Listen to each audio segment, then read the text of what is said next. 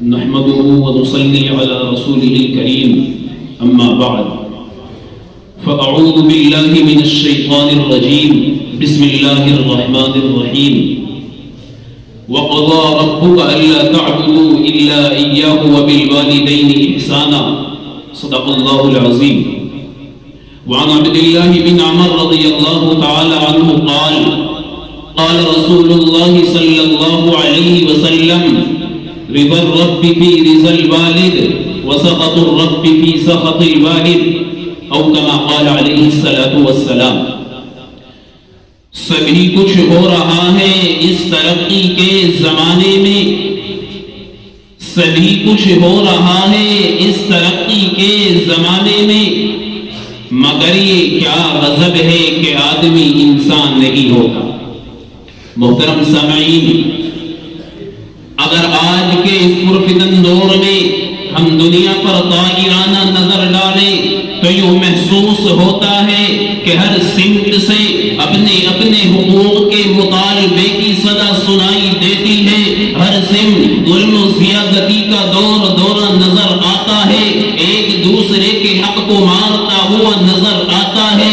ہر ایک کو دوسرے سے شکایت ہے، رعایا کو بادشاہ و حاکم سے شکایت، آقا و مالک کو غلام سے شکایت، غلام و نوکر کو آقا سے شکایت، والدین کو اولاد سے شکایت. کوئی پڑوسی کا حق ادا کرنے کے لیے تیار نہیں، اولاد والدین کا حق ادا کرنے کے لیے تیار نہیں. والدین پر ظلم و زیادتی کے پہاڑ توڑے جا رہے ہیں، ان کی عزت احترام و ادب کو پامال کیا جا رہا ہے، ان کے ساتھ گھناؤنی اور ناپاک حرکتیں کی جا رہی ہیں. ہم اس ماں پر ظلم و ستم و زیادتی کی برسات کرتے ہیں جس ماں نے 9 ماہ پیٹ میں رکھا، جس ماں نے 2.5 سال تک دودھ پلایا، جس ماں نے بچے کی خاطر مصیبت برداشت کی، جس ماں نے بچے کی پریشانی کو اپنی پریشانی سمجھا. مجھے بتاؤ تو صحیح کہ والدین کا حق یہی ہے کہ ان پر ظلم و زیادتی کے پہاڑ توڑے جائیں، کہ ان کے ساتھ گھناؤنی اور ناپاک حرکتیں کی جائیں،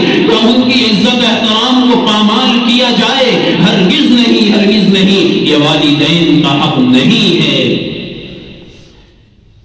عزیزان گرامی، میں نے آپ حضرات کے سامنے خطبے میں سورہ بنی اسرائیل کی جو آیت تلاوت کی تھی، اس میں یہی فرمایا گیا کہ رب کائنات انسانوں کو تاکید فرما رہا ہے کہ تم اس خالق السماوات والارض اور پالنہار کی بندگی اور فرما برداری کرو. پھر فرمایا وبالوالدین احسانا، والدین کے ساتھ اچھا سلوک کرو. اسی پر اکتفا نہیں کیا بلکہ اور آگے فرمایا اما یبلغن عندک الکبر احدهما او کلاهما فلا تقل لهما اف ولا تنهرهما وقل لهما قولا کریما.